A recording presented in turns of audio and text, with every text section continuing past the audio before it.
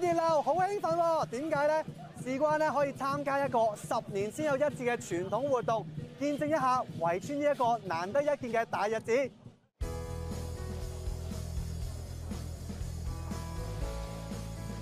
10年一屆嘅錦田鄉酬恩建醮，12月13號起，一連7日喺元朗錦田舉行。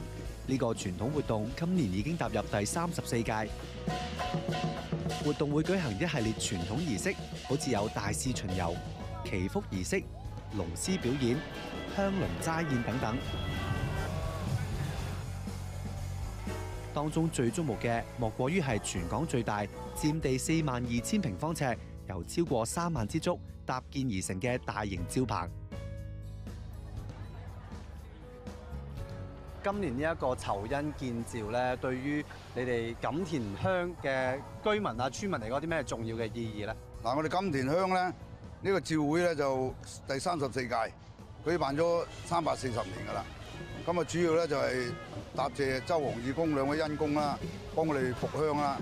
所以咧就每10年咧就辦個醮會嚟感謝佢兩位，即係我哋感恩嘅，即係所有啲鄉民咧個凝聚力啦，同埋咧動員咗咁多鄉民幫手咧，所以搞到咁成功嘅啫，好興奮，好開心。咁今年有啲乜嘢你覺得係哇好標誌性嘅，大家嚟到參觀一定要睇，唔可以錯過嘅部分咧？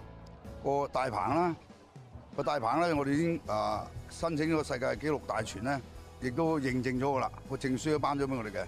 希望呢個搭棚嗰個技藝咧，可以繼續傳統落去啦。我身後面呢一個醮棚咧，足足就有5層樓咁高。咁喺醮會嘅時候咧，入邊就係做儀式嘅。當完成咗醮會啦，就會搖身一變，變成氣棚做神功戲喎。齋睇個外形都夠晒氣勢啊！今次為咗酬恩建醮咧，做咗幾大規模嘅紮作啊，同埋當中咧用咗幾多時間同埋人力咧？其實今次我負責做呢個錦田打醮嘅紮作咧，係我人生有史以來做咗30幾年最大型嘅紮作。咁裏邊嘅我哋嘅作品連埋燈籠係有過千件，咁做咗幾個月，大概20幾30個人一齊做。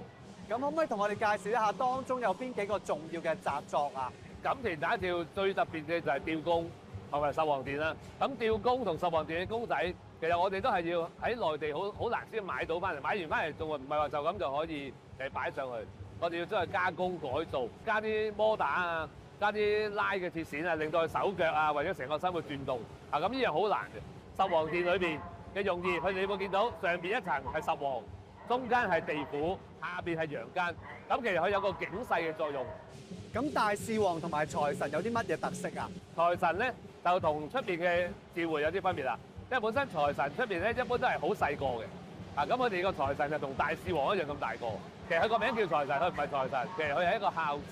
你會見到佢係披麻戴孝。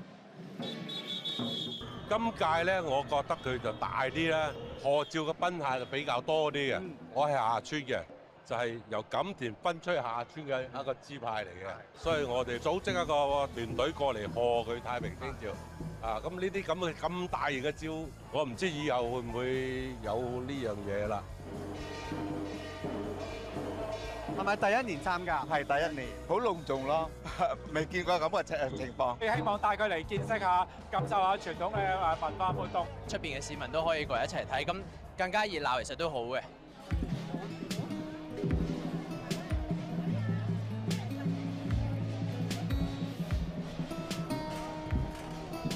今日玩完一整日之後咧，完全感受到酬恩建醮咧係一個充滿住歷史感嘅民間盛典啊！